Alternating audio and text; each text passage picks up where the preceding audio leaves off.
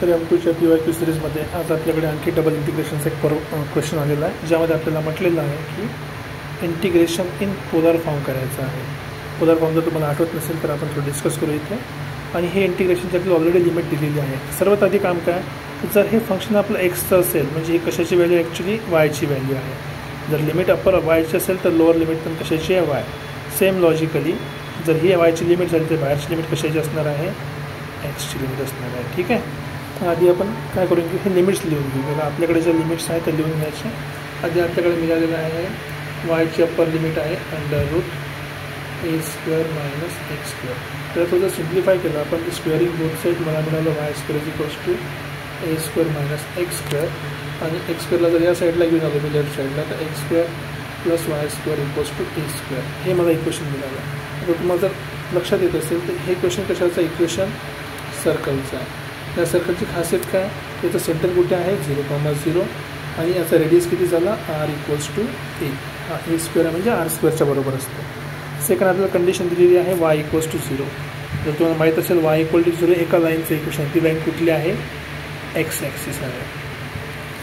Similarly एक्ससाठी बघा तुम्ही, एक्ससाठी आपल्याला काय दिलेलं आहे, x = 0 आहे आणि परत x up to a आहे. आता बघा जर आपल्याला ग्राफ प्लॉट करायचं, आधीला आपण ग्राफमध्ये ड्रॉ करू शकतो. सरळ x ॲक्सिस y ॲक्सिस घ्या.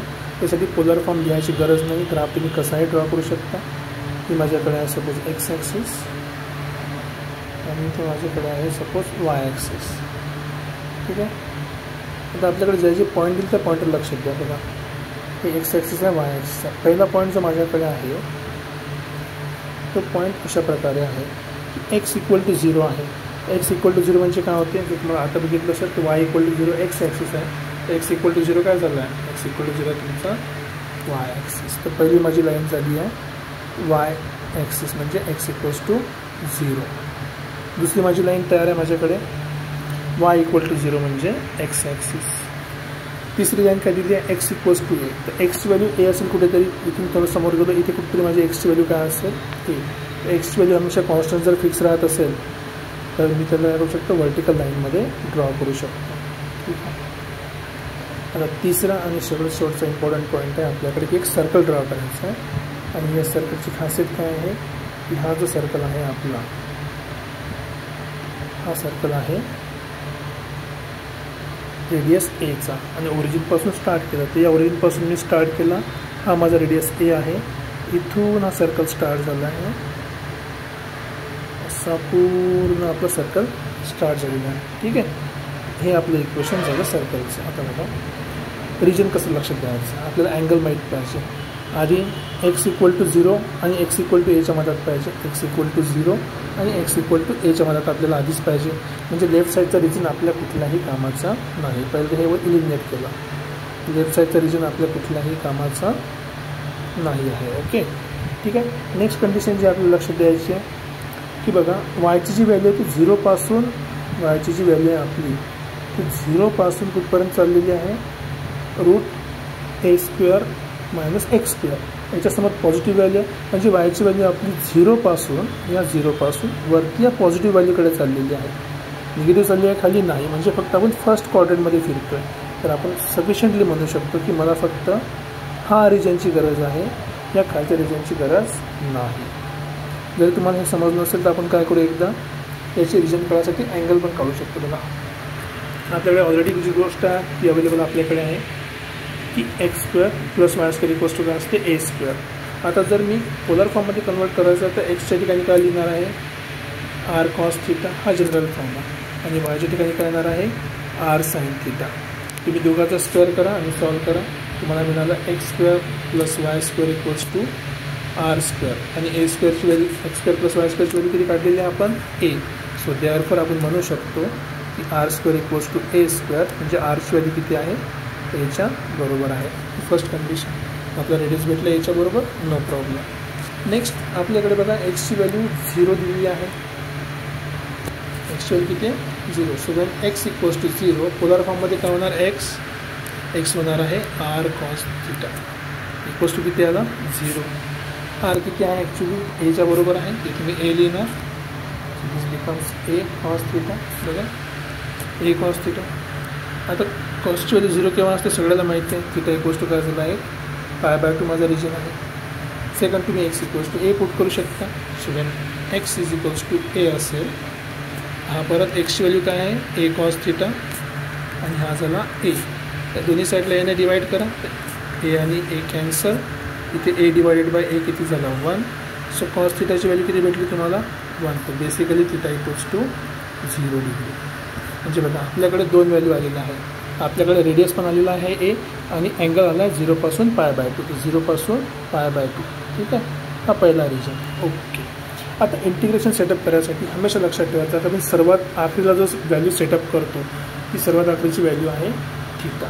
तर थिटा आपलं फिक्स झालेलं आता पुढील कुठपर्यंत 0 पासून π/2 पर्यंत. So integration 0 to π/2. आता रेडियसची व्हॅल्यू बघा. तसं तुम्हाला फंक्शन स्टार्ट करायचं असेल तर इथून कुठलाही एक रँडम रेडियस घ्या. तुम्हाला रेडियस किती भेटणार आहे सध्या r. रेडियस r आहे कारण की हा rची व्हॅल्यू वाढत जाईल. हा रँडम r आहे. स्टार्ट कुठून होत आहे ओरिजिनपासून. ओरिजिनला रेडियस किती आहे 0 आणि एक्सटेंड होत कुठपर्यंत जात आहे टोटल रेडियसपर्यंत. टोटल रेडियस किती आहे आपला ए. आता फंक्शनवर जाऊ. फंक्शन काय म्हणते आपलं बघा. फंक्शन म्हणते आपलं की y² आहे. y² म्हणजे काय yची व्हॅल्यू काय होती r sin थिटा. जनरल फॉर्ममध्ये इथे आपण रँडमली व्हेरिएबल यूज करतो आहे, फायनलची व्हॅल्यू यूज नाही करतो आहे. सो r sin थिटा याचा स्क्वेअर झाला into under root x under root काय आहे x² + y² आहे. बघा इक्वेशनमध्ये x² + y². तर x² + y² काय असते a² असते. पण या केसमध्ये आपण कुठतरी मधात सॉल्व करतो म्हणून त्या ठिकाणी काय असणार आहे x² + y² इक्वल्स टू तो असणार आहे x² + y² काय असणार आहे एचा तो असणार आहे अंडर रूट एचा स्क्वेअर. आणि सोबत बघा dx dy कधीही जेव्हा रिप्लेस होते जसं ते dx dy आहे तर dx dy नेहमी रिप्लेस होते ते r not a square. Sorry इथे परत चुकी झाली. आपण रँडम ठिकाणी सॉल्व करतो ना, तर रँडम ठिकाणी आपला रेडियस किती आहे r आहे तर तो अंडर रूट झाला r². बघा इथे लिहिलं आपण x² + y² किती आहे r². आणि dx dyच्या ठिकाणी आपल्याला तो r dr आणि dθ. आता बस इंटिग्रेशन सॉल्व करायचं आहे. बघा इंटिग्रेशन आपलं 0 to π/2. ओके, इथे 0 to a पर्यंत. rचा स्क्वेअर आपल्याला ऑलरेडी माहीत आहे. साईनचा स्क्वेअर होते sin² थिटा. रूटमधून r² निघाला तर r राहिला आणि आणखी हा एक एक्स्ट्राचा r dr dθ. मग rची किती व्हॅल्यू झालं इथे पॉवर 2 आहे, इथे एक पॉवर आणखी एक आहे, इथे एक आणखी पॉवर आहे. rचा पॉवर 2 + 3 + 1 4 झाला. सो आपल्याकडे बेसिकली इंटिग्रेशन किती आलं 0 to π/2. sin² थिटा तर थिटाची व्हॅल्यू तिथे r नाही कुठला तर sin² थिटाला बाहेर ठेवतो मी सध्या. आणि मला इंटिग्रेशन कशाच करायचं आहे 0 to π/2 आपल्याला 0 to π/2 r to the power किती 4 dr आणि शेवटी मग dθ.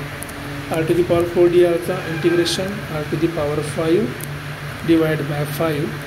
ठीक आहे, लिमिट 0 to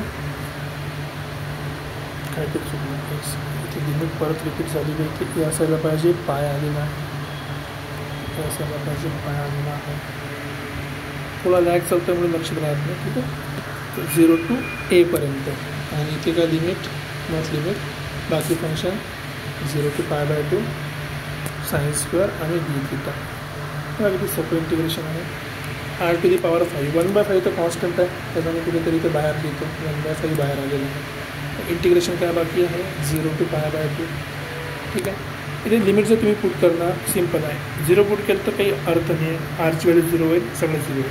पण a टू दी पॉवर किती होणार 5. So a to the power 5 into sin² theta dθ. बघा सिम्पल आहे 1/2 नॉट 1/2 1/5 हा गलती करतो आहे. सो हा एचा टू दी पॉवर 5 बाहेर आलेला आहे डिवाइड बाय 5 तसंच झाला आहे. आणि आपल्याकडे इंटिग्रेशन आहे 0 to π/2 sin² थिटा dθ. जर तुम्हाला माहिती असेल जेव्हा आपल्याकडे साईनचा पॉवर इवन असतो तेव्हा आपण सॉल्व करताना काय लिहितो पॉवर 5 हा डिवाइड बाय 2 1 आणि हा परत π/2. सो फायनली आपला आन्सर आलेला आहे a to the power 5 into pi divided by 20 20 हे आपलं आहे final integration. This is the basically the volume in the region. याच्यामध्ये आपण एरिया काढत नाही, डबल इंटिग्रेशनने नेहमी व्हॉल्यूम कॅल्क्युलेट करतो. हे आपलं फायनल आन्सर आहे a to the power of 5 pi by 20.